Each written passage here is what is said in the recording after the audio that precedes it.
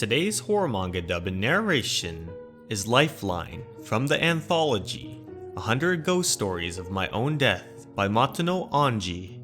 If you enjoy the story at any point in time, please do not hesitate to like, comment, and subscribe. It really helps me out a lot. Anyways, let's get right into the manga. The start of the relationship for our couple was a little peculiar when compared to others. Okay, how about I read all of your palms? Huh? Your lifeline is so short, Kajiwara. How terrible. You're doomed to die much earlier than your future wife, leaving her alone on her own. Actually, mine is really short too. My lifeline, that is. You're right. Ours are basically the same. If that's the case, we probably won't be missing each other for long. You're right, hun. After meeting on that day, they started to go out with each other, and even got married without a hitch. The two of them were even endowed with a child whom they loved very much. Kajiwara cradled their newborn child up in the air.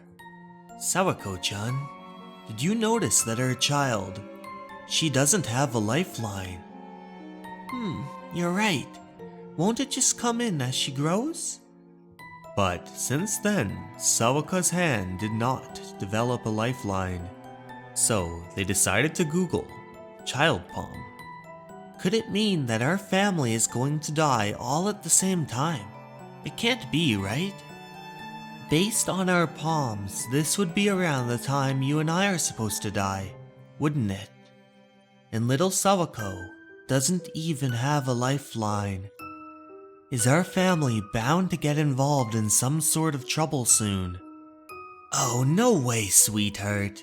But if you're seriously worried, what do you say the three of us never leave the house at once for now? Okay.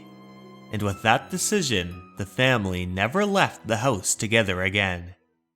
The anxiety that had taken root inside them never went away. It only continued to oppress the family more, as they sit inside, looming, just waiting. They hoped nothing wretched would ever happen to the three of them. We're the perfect couple for each other.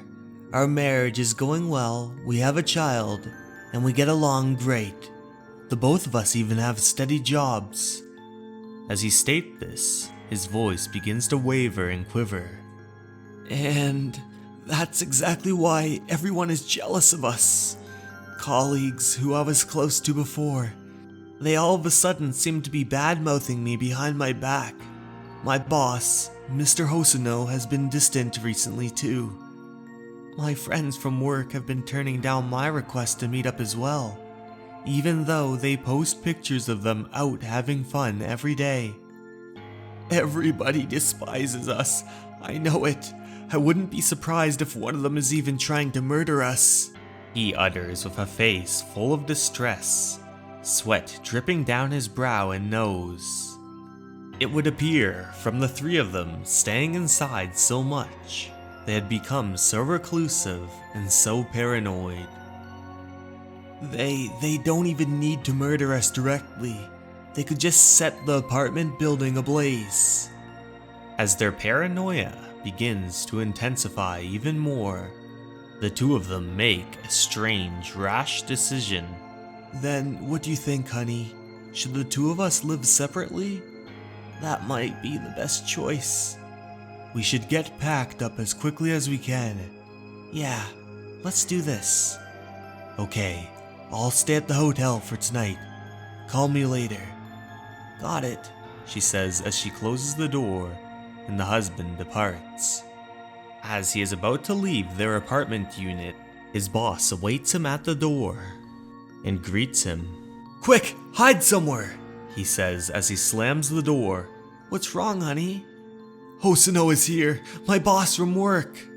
Hey, Kajiwara, come out here for a minute, his boss says as he screams from outside the door.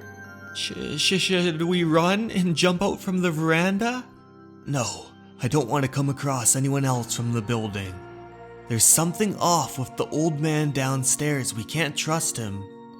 Then what should we do? The two of them panic as the knocking at the door rages on, and the wind blows rapidly against the windows of the apartment unit. It's all because of that palm reading.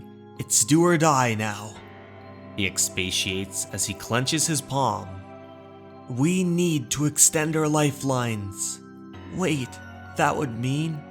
As he picks up a piece of debris from the ground and brings it closer toward his palm, puncturing the skin, dragging the piece down until his hand is fully lacerated and a crimson red blood drips down.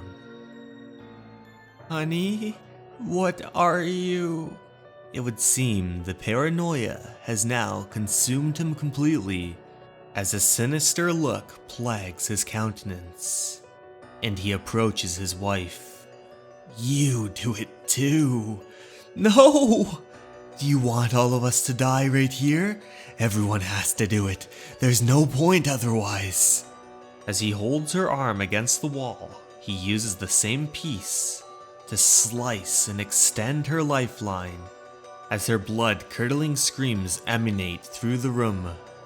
Now, all that's left is... Sawako, darling. I'm doing this for your sake, so stay still for Daddy.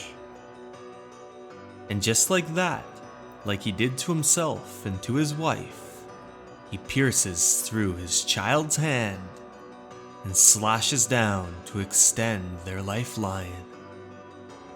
From the outside, nothing may be heard but the shrieks of pain and terror from the residents within the apartment unit. Hey, what's wrong? Says the man's boss. Thankfully, someone called the authorities after hearing all the screams from within the building. Open the door! Are you okay? It would appear that it was his boss that called. I'm the one who called. I'm his manager from work. He hasn't been coming in or responding to any of my calls lately. So, I went to check on him, and then I heard screaming from the inside. Hey, we're the ambulance crew. We're coming in. Is everything alright? Huh?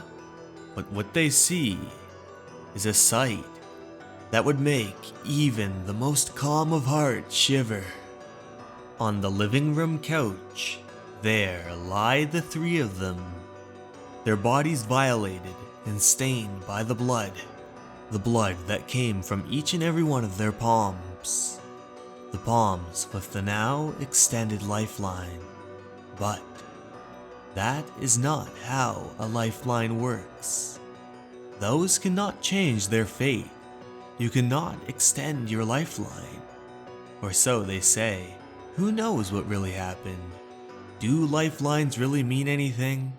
Or was it just the paranoia and anxiety of the three of them that caused their true and untimely demise?